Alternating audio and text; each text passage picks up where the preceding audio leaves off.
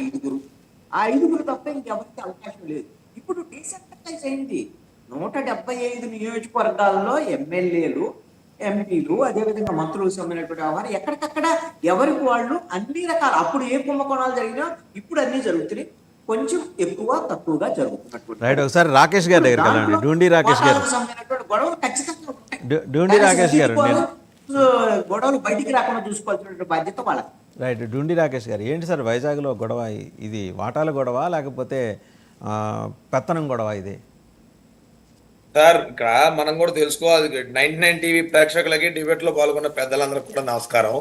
విశాఖపట్నంలో ఎవరి గురించి అయితే మనం మాట్లాడుకుంటున్నామో వారి బ్యాక్గ్రౌండ్ కనుక చెక్ చేసుకుంటే నిజంగా వాళ్ళు మీరు అన్నట్టు కానీ లేకపోతే డిబేట్ లో పాల్గొన్న ఒకళ్ళిద్దరు ప్రముఖులు అన్నట్టు కానీ వాటాల కోసం కొట్టుకునే స్థాయి కలిగిన వాళ్ళో కాదో అందరికీ తెలుస్తుంది.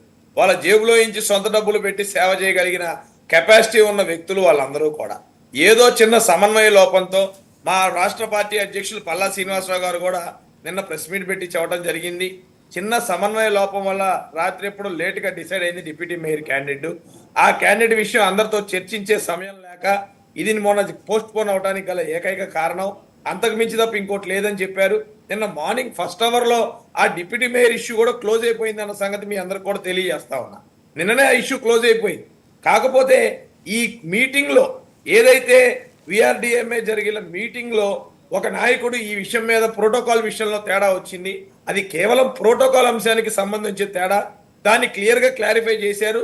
ఎందుకంటే ఫస్ట్ టైం ఎమ్మెల్యేలు, ఫస్ట్ టైం నాయకత్వాలు ఉన్నాయి కాబట్టి ప్రోటోకాల్ అనేది ఎలా వస్తుంది. ఇప్పుడు నాకు కూడా మొన్న మా సామాజిక వర్గం అంబికా కృష్ణ గారు ఉన్నారు. అంబికా కృష్ణ గారు నాకు కూడా ఫోన్ చేశారు. ఆయన కూడా ఫోన్ చేసి, రాకేష్ మేము కూడా చంద్రబాబు నాయుడు గారిని కలుస్తున్నాం, కలెక్టర్ గారిని కలుస్తున్నాం, మీరు కూడా చెప్పండి అని అన్నారు. ఏంటంటే వారు అన్నది కూడా మేము కూడా రిప్రజెంటేషన్ ఇస్తాం, ఇక్కడ మేము కూటమి ప్రభుత్వం కాబట్టి ఎక్కడున్న కూటమి నాయకుల్ని వేదిక ఎక్కించండి ప్రభుత్వ కార్యక్రమాల్లో అంటారు. అంటే గవర్నమెంట్ విషయానికి వచ్చేసరికల్లా ప్రోటోకాల్ ఎవరైతే పదవిలో ఉన్నారో వారికే ఉంటుంది తప్ప ప్రోటోకాల్ బీజేపీ నాయకుల, జనసేన నాయకుల, టీడీపీ నాయకుల అనేది ఉండదు. ఆ ఒక సమన్వయం ఎక్కడో మిస్ అయ్యింది. మీరే ఎమ్మెల్యేలు, మిగిలిన పార్టీ వాళ్ళు ఎమ్మెల్యేలు కాదంటారు మీరు? మిగిలిన పార్టీ వాళ్ళు ఎమ్మెల్యే కాదు, గండిబాబుజీ గారు ఎమ్మెల్యే గారు కాదు.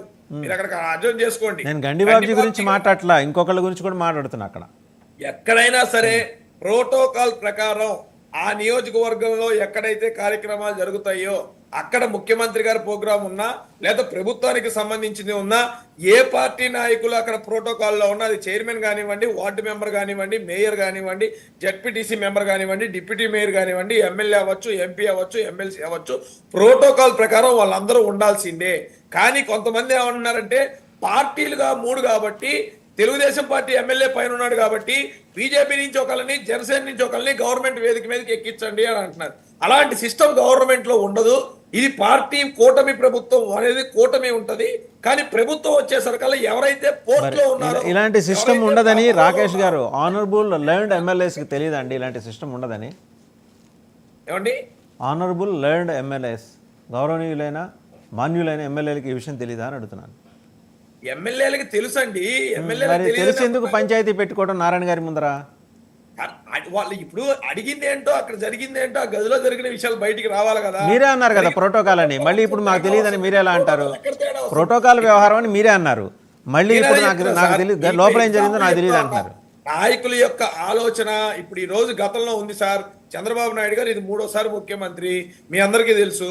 నామినేటెడ్ పదవుల విషయాల్లో కానీ ఎక్కడా కూడా అంతగానో ఇంతకుముందు ధ్యాస ఉండేది కాదు.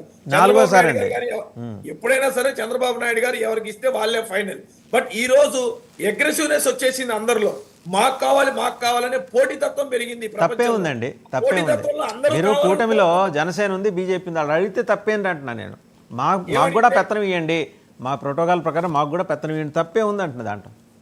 సార్ గవర్నమెంట్ మీరు కూడా కొంత కన్ఫ్యూజ్ పడుతున్నారు సార్. క్లారిటీ ఉంది, నాకు క్లారిటీ ఉంది. గవర్నమెంట్ వ్యవహారం మాట్లాడుతున్నారు, నాకు చాలా క్లారిటీ ఉంది. రాకేష్ గారు ప్రోటోకాల్ సెక్షన్స్ తో సహా చెప్పమంటారా? మీరు కొంచెం ఓపిక చేసుకుంటే రాకేష్ గారు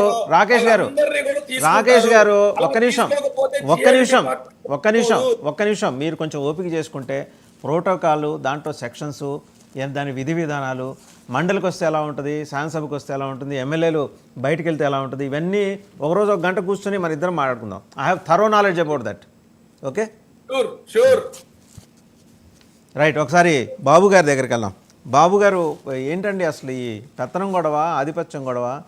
సరే, నేను మూడో విషయం నేను మాట్లాడలేండి, అది మీరు అంతర్గతంగా మాట్లాడుకునే విషయాలు, నేను దాని జోలికి వెళ్ళను.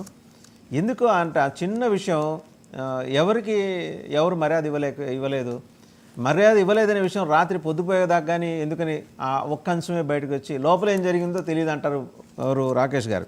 మళ్ళీ ఆయనే అంటారు ప్రోటోకాల్ అంటారు. ప్రోటోకాలా లేకపోతే వేరే గొడవలు ఏమైనా ఉన్నాయా ఇక్కడ? నమస్తే అండి, మీకు అలాగే ప్యానెల్లో ఉన్న సభ్యులకి, ప్రేక్షకులకి అందరికీ కూడా గుడ్ మార్నింగ్. ఇక్కడ మనం అందరూ ఆలోచించాల్సింది ఏంటంటే, పవన్ కళ్యాణ్ గారు తీసుకున్న తొలి నిర్ణయం ఏదైతే ఉందో, ఎలక్షన్ కు ముందు ఒక ముందడుగు ఏదైతే వేశారో, ఆ అడుగుని ప్రశంసిస్తూ ఈరోజు స్టేట్ లో ఒక మంచి గవర్నెన్స్ అనేది ఏర్పడింది, కూటమి ప్రభుత్వం ఏర్పడింది. దానికి ఎల్లప్పుడూ కూడా గ్రాటిట్యూడ్ చూపిస్తున్నారు చంద్రబాబు నాయుడు గారు, లోకేష్ గారు, అలాగే బీజేపీ పెద్దలు కూడా. కానీ స్థానికంగా వచ్చేసరికి, లోకల్గా వచ్చేసరికి లేనిపోని ఈగోస్ పెట్టుకుంటున్నారు కొంతమంది.